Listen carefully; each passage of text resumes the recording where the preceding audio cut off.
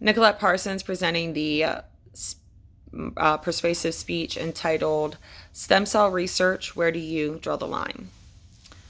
There are plenty of ways to conduct stem cell research, and the most controversial has to do with the use of embryonic stem cells.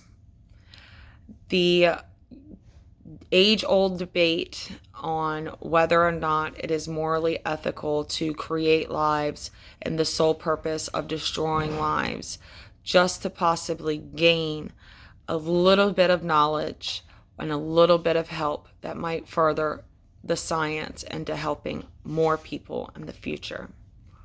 Stem cell research has proven to be beneficial. It has many options of reliability for improving treatment in athletes and improving treatment in people who have cancer. There are many benefits that this research can offer us. There are many ways in which to conduct research on stem cells. Whether or not these options are morally right and the advantages in conducting specifically research on embryonic stem cells has proven to be the least effective option. According to the Congressional Digest, there are many options available on stem cells. The following are somatic stem cell nuclear transfer, elected abortions, IVF embryos created solely for the purpose of research, and adult stem cells.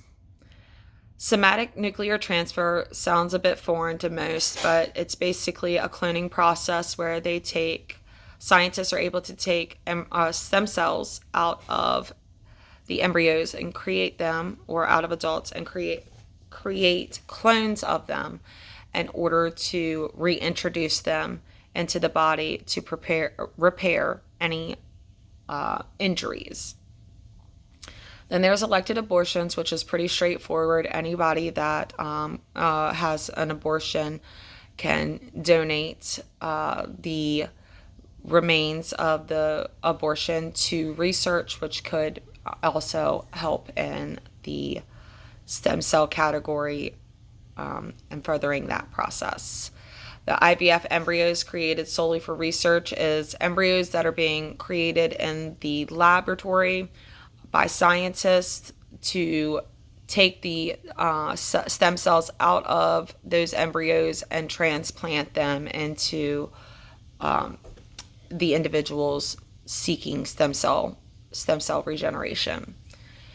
And then, of course, adult stem cells. Adult stem cells was one of the least researched topic, which is kind of mind-boggling because adults have the right to say, no, I don't want to do this, or yes, I'm interested in furthering this endeavor to whatever point it takes without crossing any ethical issues.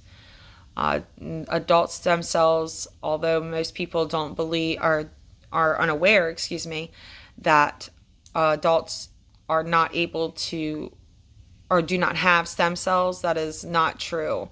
All adults have stem cells, and there's proven to be stem cells in each area of the body that has been tested, whether it be the lungs, the heart, the liver, the kidneys. These all have stem cells. Every area that they've been able to test in adults have stem cells. They have regenerated stem cells that can be reintroduced into different areas of that individual's body to aid in the healing process. After examining the different options to study stem cell research, there is the question of morality and the use of embryos in stem cell research. Is it morally right? Is it morally right to create a life in order to destroy it? That's what these scientists were doing. At first, George W. Bush, when he entered office, had a campaign against stem cell research. He didn't agree with it. He didn't know much about it, but later on, Shortly after being elected into office, he changed his mind and he said, let's go forward with this. There's more research that should be done in this matter. But there was limitations put on there. There is the limitation that stem cell research can be conducted on existing embryos that they already had in they already had in their research bank. They already had in their research bank, excuse me. But after there was a cutoff date, after August of 2001, no embryos would be accepted into the research for embryonic stem cells. Once that source dried up, they are not able to reproduce them. Federally funded. That does not mean that it stops there, because there are private funding options that most of the time are what is pushing the use of these embryo stem cell research, especially in the IVF and the somatic stem cell nuclear transfer. For a large time, the adult portion of stem cell research was put on hold. They said that stem cells were mostly found in the bone marrow, because that's where they had pretty much one of the only places that they had looked. They hadn't dug deeper into the human anatomy to see if they could find it anywhere else. So because scientists were focused on the benefits of embryo stem cells, because they have an overabundance. It's undifferentiated. Those stem cells can go in any area and fix any issue. But with adult stem cells, you have to look for them. The science is not as easily found. It's found, but it requires more work. And then you have to question, who are we? Who are we to say that we can create life and then destroy it? Who are we to say that life is the flick of a switch, on and then off? That's not right, in my opinion. Considering the options available and the morality, we now need to question the success of the use of embryonic stem cell research. The disadvantages of embryonic stem cell research are the rejection of embryonic stem cells, low success rates, and cells may not replicate to correct cells to repair damages within the body. The rejection of embryonic stem cells is just that.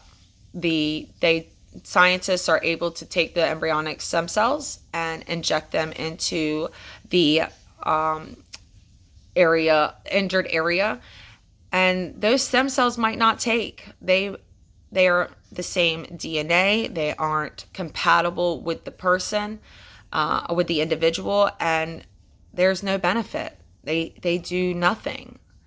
The low success rates. We've seen so many people, especially athletes, go to stem cell therapy, and they swear that when they receive the stem cell therapy in areas, injured areas like their knee, which is a common athlete injury, they're able to feel drastic increase in reduction of pain and injury.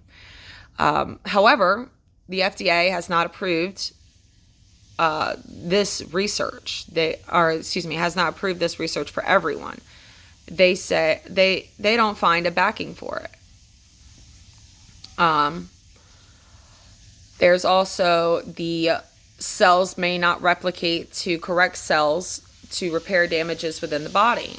Those stem cells are undifferentiated cells that are being injected into an area that we're hoping will differentiate and to that specific site of injury and cause relief for the individual. However, because we need the cell to be undifferentiated and then differentiated at the same time, it doesn't happen that way. Scientists can inject the stem cells, and then that stem cell go to a different area that it's seen needed repair. Clearly, there are better options on embryonic stem cells. We have adults that are ready and willing to step up and undergo treatment in order to, or experimentation, however you want to label it, in order to benefit this study. I know that if one of my loved ones was hurt, that I would want some type of relief. I would want some type of way to try to fight whatever ailment they were hurting from, especially those that suffer from ailments like cancer.